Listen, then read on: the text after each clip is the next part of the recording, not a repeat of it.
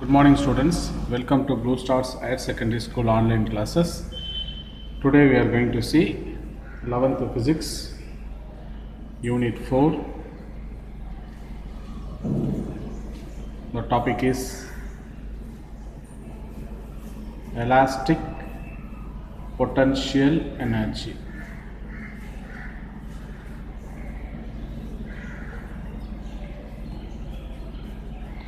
Elastic potential energy, that is, when a spring is elongated, it develops restoring force. When a spring is elongated, or spring elongate பண்ணும்போது என்னாகும்? It develops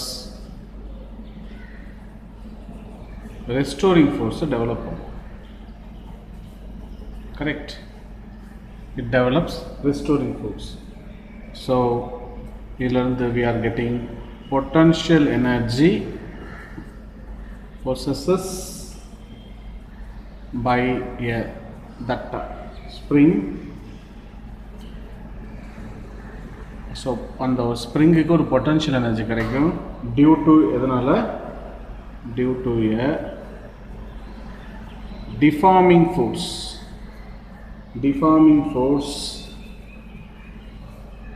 which stretches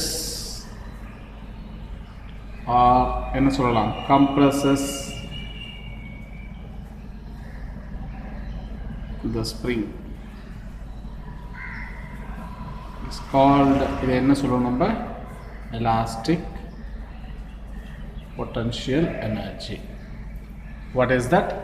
ஒரு ஸ்ப்ரிங்கை elongate பண்ணும்போது it develops restoring force. So இதனால் ஒரு potential energy அந்த பாடி, இந்த spring வந்து possess பண்ணோம்.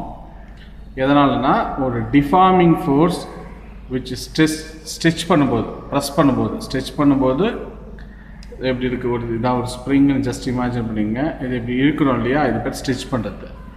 இதே ஸ்ப்ரிங்கை இன்னும் இப்படி இப்படி தள்ளுறோம், அது பேர் என்னது, கம்ப்ரெஸ் பண்ணுறதுன்னு அர்த்தம். ஓகே, ஸோ இதுக்கு பேர் தான் elastic potential energy. Repeat again, definition is very important. When a spring is elongated, it develops restoring force. So potential energy possessed by a spring due to that particular deforming force which stretches or compresses the spring is called என்ன சொல்லுவோம் நம்ம, elastic potential energy அப்படின்னு சொல்லுவோம். கரெக்டா? So இதிலிருந்து work done by the applied force against the restoring force of the spring is stored. என்ன ஆகும்?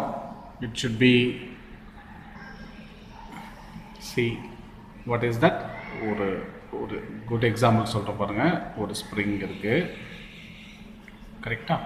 So இந்த ஸ்ப்ரிங்கில் நான் என்ன பண்ணேன்னா ஸ்டிச் பண்ணுறேன். ஸ்டிச் பண்ணும்போது என்னாகும், மேக்ஸிமம் ஸ்டிச் பண்ணி விட்டால் என்னாகும், திருப்பி பழைய மாதிரி பொசிஷனுக்கு வரணும் இல்லையா, அது பார்த்தா ரெஸ்டோரிங் ஃபோர்ஸ். அப்போ நான் அப்ளை பண்ணுறேன் இல்லையா, அந்த ஃபோர்ஸுக்கு ஆப்போசிட்டில் ஆக்ட் பண்ண ரெஸ்டோரிங் ஃபோர்ஸ். இதை இப்படி ஜஸ்ட் இமேஜின் பண்ணுங்கள். இந்த ஸ்ப்ரிங்கை I am going to stitch பண்ண போகிறேன், சாரி கம்ப்ரெஸ் பண்ண போகிறேன். கம்ப்ரெஸ் பண்ண, நான் கம்ப்ரெஸ் பண்ணி கையை எடுத்தானாகும், திருப்பி பழைய பொசிஷனுக்கு வரும் இல்லையா, அது பேர் தான் ரெஸ்டோரிங் ஃபோர்ஸ். ஸோ இதுதான் ஸ்ப்ரிங்கு, கம்ப்ரெஸ் பண்ணுறேன், பழைய பொசிஷனுக்கே வருது இல்லையா, அது பேர் ரெஸ்டோரிங் ஃபோர்ஸ். நான் கொடுக்குறேன் இல்லையா, அது வந்து எக்ஸ்டர்னல் ஃபோர்ஸ், ஆர் என்ன சொல்லலாம், சிம்பிளி அப்ளைடு ஃபோர்ஸ்னு சொல்லலாம். ஸோ இதிலிருந்து ஒரு ஸ்டேட்மெண்ட் எழுதுற பாரு, the work done by the applied force. நான் ஒரு ஃபோர்ஸ் கொடுக்குறேன் இல்லையா, எய்தர் கம்ப்ரெஸ் பண்ணுறேன் இல்லைனா எலாங்கேட் பண்ணுறேன், whatever. So the work done by applied force எதுக்கு எகெயின்ஸ்டா, against to restoring force, against to restoring force of the spring.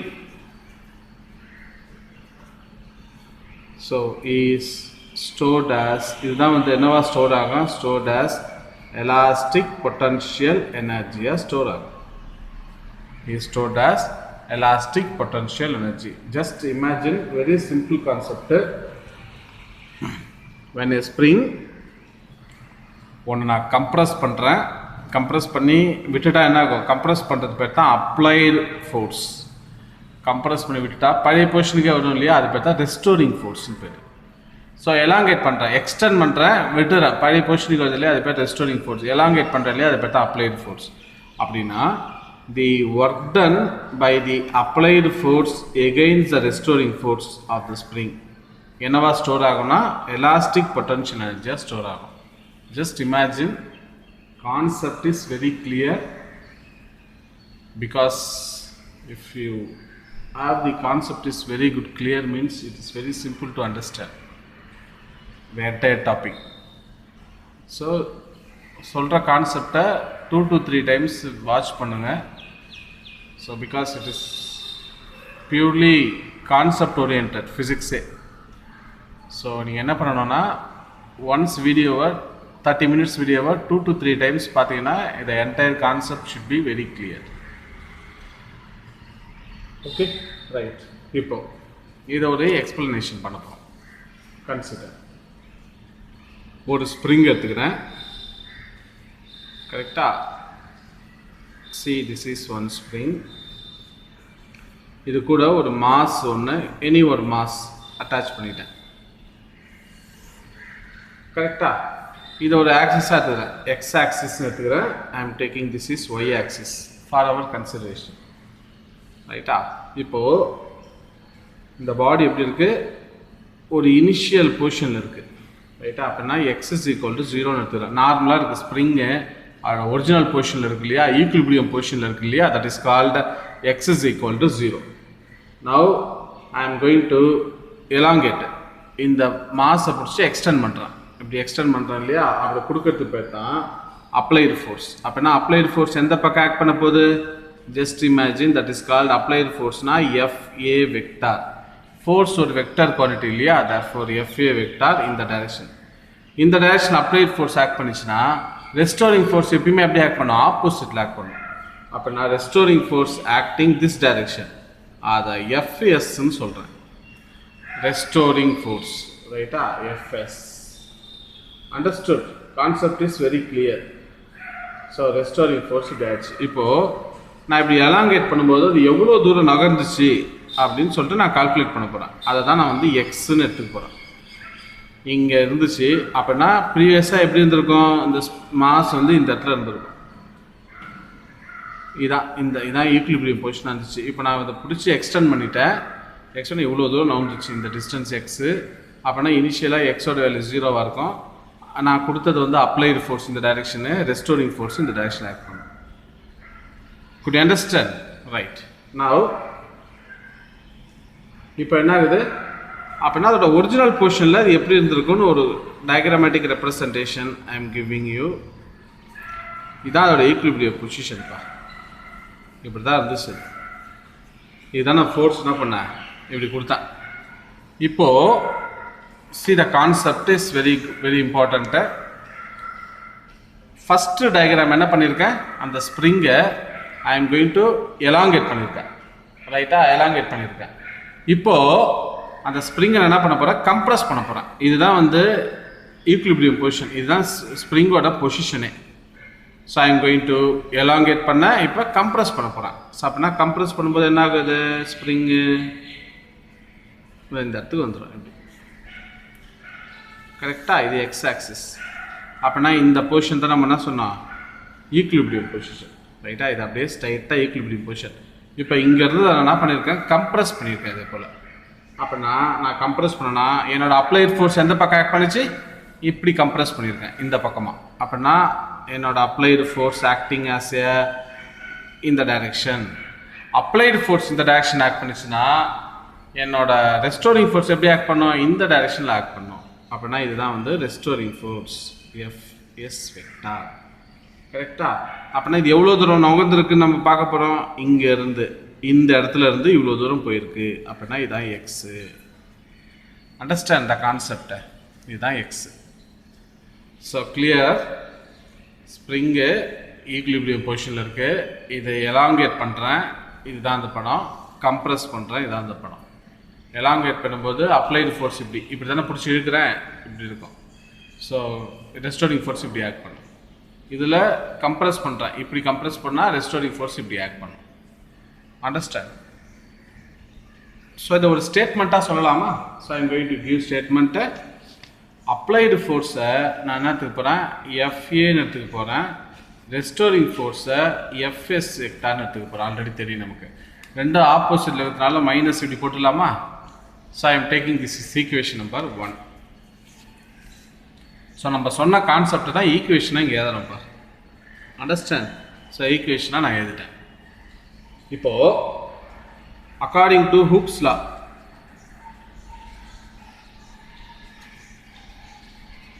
சின்ன கிளாஸில் படிச்சிருப்பீங்க. According to Hooke's law of spring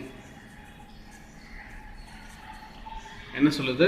restoring force is developed in a spring. Restoring force develop ஆகுது இல்லையா இந்த spring, அதை I am going to take எப்படி எடுத்துக்க போகிறேன், FS vector equal to minus KX vector அப்படின்னு அர்த்தம். Using Hooke's law. ரைட்டா? இந்த நெகட்டிவ் சைன் என்ன இம்ப்ளைஸ் பண்ணுது? What it gives the explanation of this negative sign?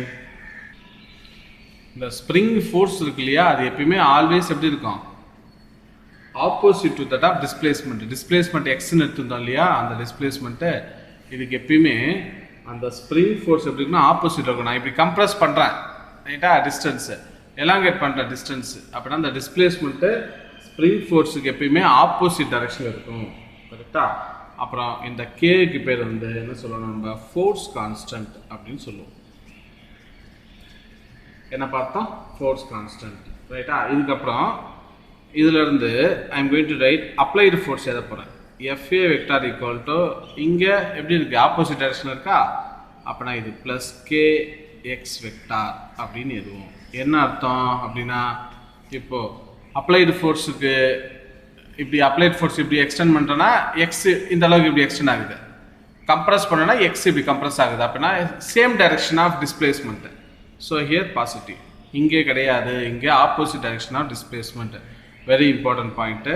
இந்த நெகட்டிவ் சைனு எதை இம்ப்ளைஸ் பண்ணுது? Negative sign implies that the spring force சொன்னோம் இல்லையா, ஸ்ப்ரிங்குக்கு ஒரு ஃபோர்ஸ் இருக்கும், is opposite to that of opposite to the displacement x. புரியுதாப்பா concept? Displacement x இதை பாரு, இப்போ இருக்குது, இதை ஸ்ப்ரிங் இருக்குன்னு வச்சுக்கேன். ஸோ நான் என்ன பண்ணுறேன், இப்படி பிடிச்சி இருக்கிறேன், எக்ஸ்டெண்ட் பண்ணுறேன். இது அப்ளைடு ஃபோர்ஸு. அப்ளைடு ஃபோர்ஸ் தூரத்துக்கே இப்படி தான் நகருது, அப்படின்னா டிஸ்பிளேஸ்மெண்ட் இப்படி இருக்குது. இப்படி அப்ளைடு ஃபோர்ஸ் இழுத்தா எக்ஸ்டெண்ட் ஆகுது, கம்ப்ரஸ் பண்ணால் இப்படி போகுது. ரைட்டா? அதுதான் இந்த இடத்துல பாசிட்டிவ் போடுறோம். இங்கே நெகட்டிவ் போடுறோன்னா கம்ப்ரஸ் பண்ண ஆப்போசிட் டைரக்ஷனில் எக்ஸ் இருக்குது. ஸோ ஓகே, ஸோ இதிலிருந்து ஐ am going to right what is that work done by applied force on the spring. அதை நம்ம எப்படி எழுதலாம்னா, so we may call it as elastic potential energy. கரெக்டா? elastic potential energy அப்படின்னு எழுதலாம். என்ன எழுதுவோம்? that is, இப்போ என்ன பண்ண போறோம்னா, ஸ்ப்ரிங்கை ஒரு ஸ்மால் டிஸ்டன்ஸு ஸ்டிச் பண்ண போகிறேன். ஸ்மால் டிஸ்டன்ஸ் இருக்க போகிறோம்.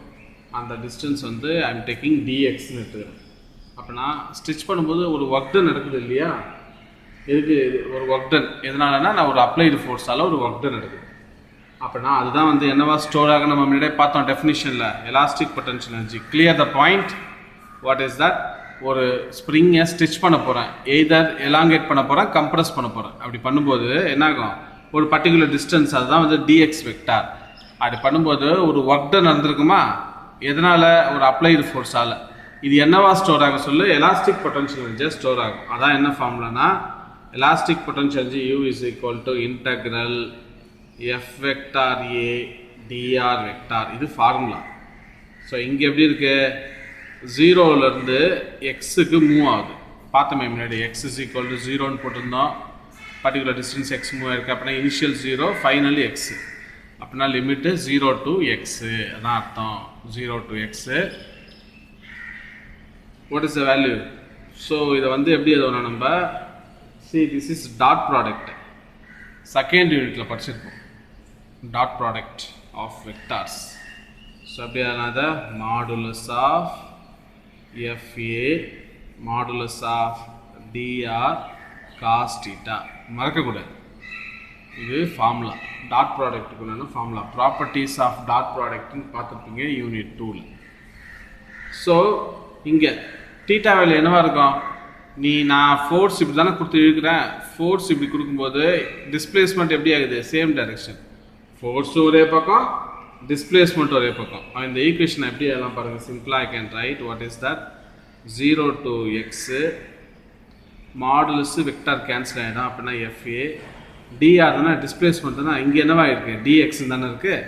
dx cos theta. இந்த ஈக்குவேஷன் நம்பர் 3 4ன்னு எடுத்துக்கலாமா? ஈக்குவேஷன் நம்பர் 4 முடிஞ்சிடுச்சு. இப்போது இங்கே பாரு, இந்த இடத்துல cos theta தீட்டான்னு அர்த்தம் ஆங்கிள். ஃபோர்ஸுக்கும் டிஸ்பிளேஸ்மெண்ட்டுக்கும், ஃபோர்ஸும் ஒரே பக்கம், டிஸ்பிளேஸ்மெண்ட்டும் ஒரே பக்கம். அப்படின்னா ஆங்கிள் பிகம் 0. அப்படின்னா cos 0 வேல்யூ என்னது? 1. அப்படின்னா 0 to x FA dx cos 0 degree. புரியுதா?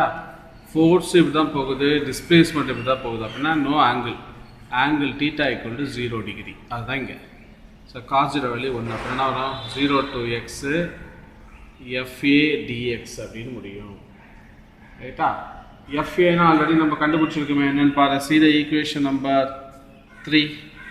so u is equal to என்ன வரும்? integral 0 to x kx dx அப்படின்னு நமக்கு ஈக்குவேஷன் கிடைக்கும். Okay, so integral u is equal to 0 to x kx dx. இப்போ k ஒரு கான்ஸ்டன்ட் வெளியில் எடுத்துடணும். இப்போ 0 to x dx. So B1 student கவனிச்சிங்க, you don't have maths. Integral x dx அப்படின்னா x²/2. ஃபார்முலா என்ன ஃபார்முலானா x⁻n dxனா x⁻n+1 / n+1. இதுதான் formula. இங்கே x⁻1 இருக்கிறதா அர்த்தம். அப்படின்னா வரும் இன்டகிரேட் பண்ணால் k x²/2 limit 0 to x. First Appar limit minus lower limit. Appar limit அதே வேல்யூ இருக்கிறதுனால ஒரு பிரச்சனையும் கிடையாது, நம்ம டைரெக்டாக போட்டுடலாம். What is equation? u equal to k x²/2. இந்த ஈக்குவேஷன் நம்பர் 5 எடுத்துக்கலாமா? ரைட். இப்போது இனிஷியல் பொட்டன்ஷியல் எனர்ஜி நான் வந்து xஐன்னு எடுத்துக்கிறேன். ஃபைனல் பொட்டன்ஷியல் எனர்ஜி வந்து xfன்னு எடுத்துக்கிறேன். அதாவது இனிஷியல் பொசிஷன் இருக்கு இல்லையா? அப்படின்னா இனிஷியல் பொசிஷனை xஐன்னு எடுத்துக்கிறேன், ஃபைனல் பொசிஷனை xfன்னு எடுத்துக்கிறேன். அப்படின்னா இந்த ஈக்குவேஷன் எப்படி ஆகலாம்? Elastic potential energy u is equal to half k. இந்த x² இருக்கு இல்லையா? இதுக்கு limit xi to xf initial to final. அப்படின்னா ஒரு half k xf² minus xi². ஏதாவது நம்ம எப்படி கரெக்டாக எப்படி நீ எதாவது இங்கே கூட நீங்கள் வந்து என்ன பண்ணலான்னா ஈக்குவேஷனை இப்படி எழுதலாம். So u is equal to this is the equation. Understand? This is very important. So next topic பார்த்தீங்கன்னா conservative and non-conservative force. Conservative and non-conservative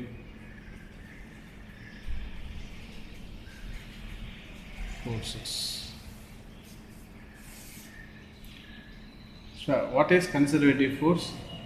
A force is said to be conservative force if work done by or against a force in moving object depends only initial and final position of the body and does not depends on nature of path followed between the initial and the final position. Could you understand the point? What is that? ஒரு force. Listen, definition எப்படி எழுதணும்னு சொல்கிறேன், எப்படி படிக்கணும்னு சொல்கிறேன். Listen. ஒரு force, a force is said to be conservative force. ஒரு ஃபோர்ஸை நம்ம எப்போ கன்சர்வேட்டிவ் ஃபோர்ஸ்னு சொல்லுவோம்னா, if the work done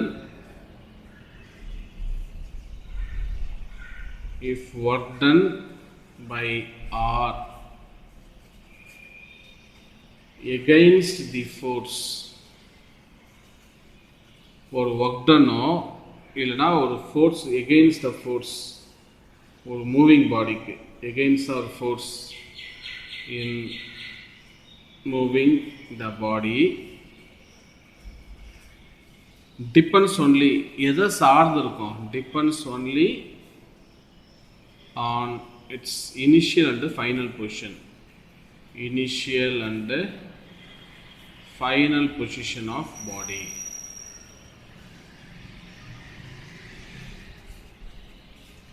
Initial and final positions of body, and not depends on, not on the nature of path. Path followed between initial and final position.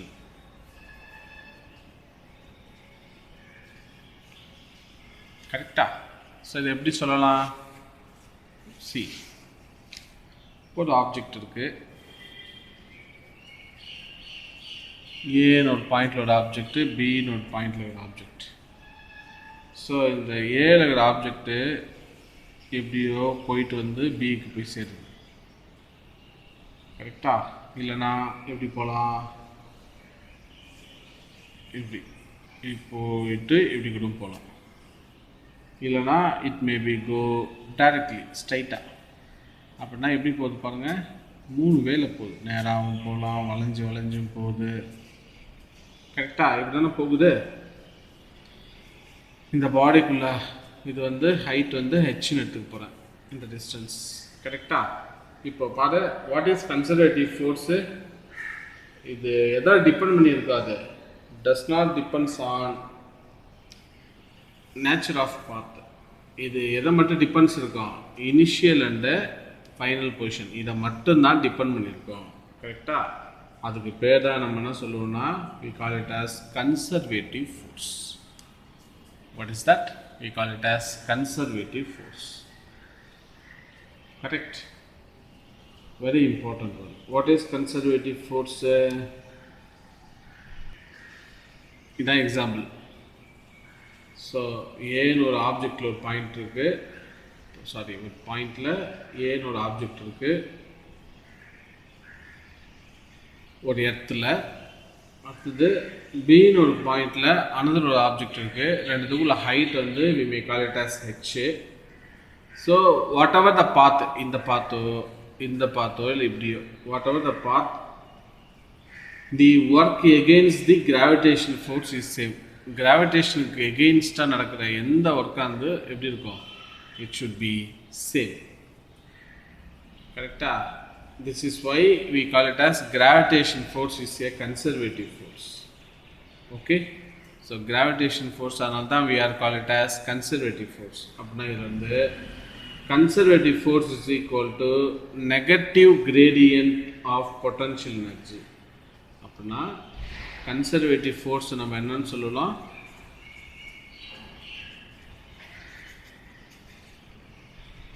is equal to negative gradient of potential energy. For one dimensional case, what is the equation? Fx, one dimensional case, negative temperature, negative gradient of potential energy. Correct? So examples எழுதலாமா, conservative force example. So very important, இது examination கேட்பாங்க.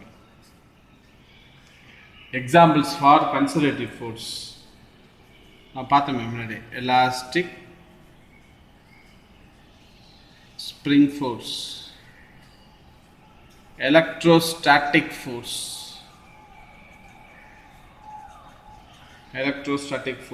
magnetic force,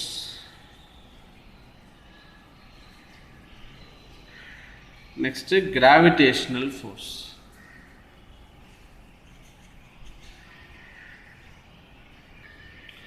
Next non-conservative force.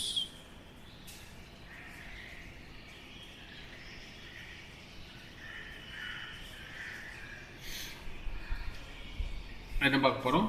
Non-conservative force. What is non-conservative force? சொல்லலாமா? So போன தடவை பார்த்த மாதிரி a force is said to be non-conservative. எப்போ ஒரு ஃபோர்ஸ் நான் கன்சர்வேட்டிவ் ஃபோர்ஸ்னு சொல்லுவோம்னா a force is said to be non-conservative force if the work done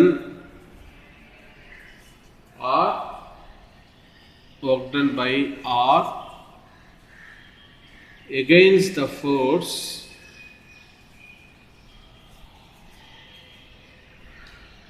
in moving body. எதை டிபெண்ட் பண்ணியிருக்கோம்? Depends upon the path between initial and final position. Path between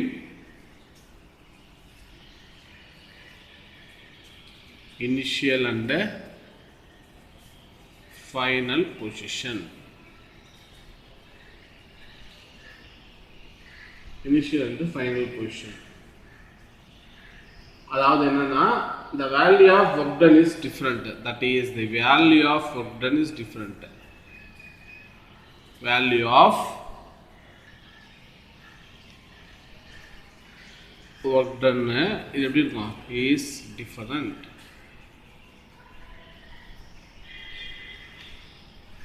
கரெக்டா? ஒவ்வொரு பாத்துக்கும் value of work different in different பாத்னு சொல்லலாம். Different path.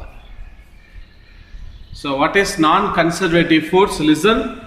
A force is said to be non-conservative force if work done by or against force in a moving body depends upon path between initial and final position.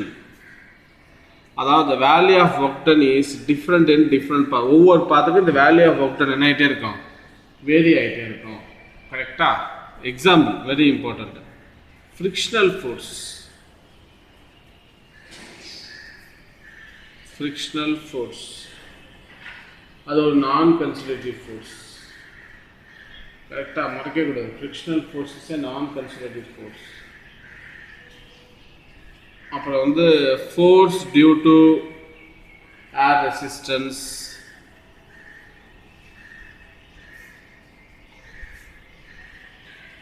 Force due to air resistance. வேற என்ன சொல்லலாம்? viscous force. 10th படிச்சிருப்பீங்க viscous force. இதெல்லாம் வந்து ஒரு non conservative force. Clear? Very important the topic. So read the questions 2 to 3 times students. So அப்போ தான் ஒரு டாப்பிக்கோட ஈஸியாக இந்த கான்செப்ட் புரியும். ஃபுல் மார்க் ஸ்கோர் பண்ணதுக்கு பாசிபிள் இருக்குது. கரெக்டாக? So very important. இல்லைனா இந்த what is conservative or non conservative ஃபோர்ஸ்னால் என்னன்னு நமக்கு தெரியாமல் போயிடும். ஓகே, ஸோ டுடே வீடியோவை ஒரு 2 to 3 times கோ த்ரூ பண்ணுங்கள். Any doubt ask me. Okay, thank you students. Have a nice day.